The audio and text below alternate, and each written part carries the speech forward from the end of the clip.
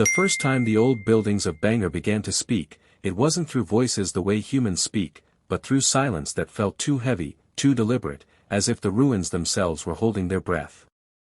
I arrived just before sunset, when the fort's broken gateways stretched long shadows across the sand, and the air smelled of dust, stone, and something older, something waiting. Historians say Bhangarh is abandoned, cursed, empty, but emptiness has a sound if you listen carefully. As I stepped past the warning sign that begged visitors to leave before nightfall, my footsteps echoed back to me in a rhythm that didn't match my pace. Each crumbling wall seemed to lean closer, each window hollowed like an unblinking eye. The palaces, temples, and homes stood frozen in decay, yet I felt watched, measured, remembered. I told myself it was imagination, that stories grow wild in places like this, but then the whispers began. Not in my ears, but inside my thoughts, fragments of emotion rather than words. Regret. Pride. Fear. The buildings were remembering. As the sun dipped lower, the fort changed character, the stones cooled, the light faded, and the ruins felt less like structures and more like gathered witnesses. I paused near what once was a royal courtyard, its pillars cracked yet proud, and that's when I felt it clearly, the walls were listening to me. When I breathed, the air shifted. When I thought of leaving, the shadows stretched tighter, as if urging me to stay. A soft vibration passed through the ground, not an earthquake, but a murmur, like many voices speaking at once but agreeing on something unspeakable. I brushed my hand against a wall, and a sharp chill shot through my arm, carrying images that weren't mine.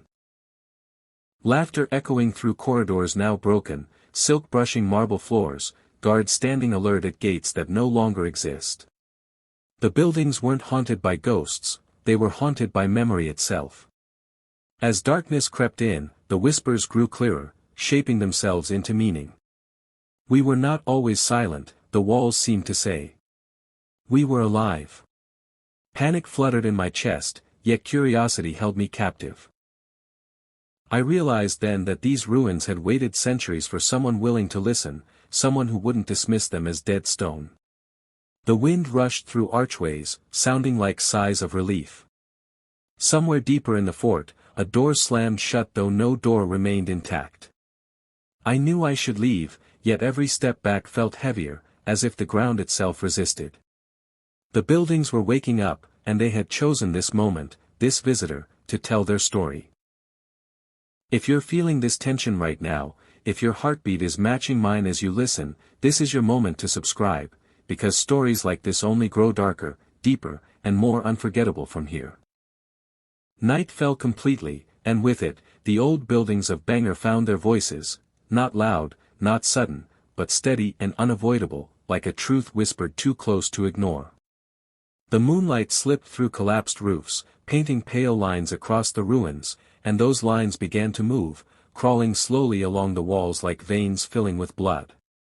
I stood frozen as the fort spoke through shifting stone and trembling air, telling its story not as history but as confession. The palaces remembered betrayal, the temples remembered prayers that went unanswered, and the houses remembered families who never left by choice. Each structure spoke in turn, their emotions overlapping, building into a chorus of sorrow and rage. I felt their loneliness most of all, centuries of being stared at, photographed, feared, but never understood. The curse, they revealed, was not magic alone, it was abandonment. When people fled, when belief turned into rumor, the buildings were left conscious but unheard, forced to relive their final moments endlessly. A sudden gust extinguished my flashlight, plunging me into darkness, and in that darkness I heard footsteps circling me, careful, respectful, as if the fort itself was walking around its guest. The ground vibrated again, stronger this time, and cracks in the walls widened just enough to release warm air that smelled like incense and ash. Carry us. The whispers pleaded, now unmistakably clear. Let us be remembered as more than fear. My fear slowly transformed into awe. These ruins didn't want to trap me, they wanted a witness.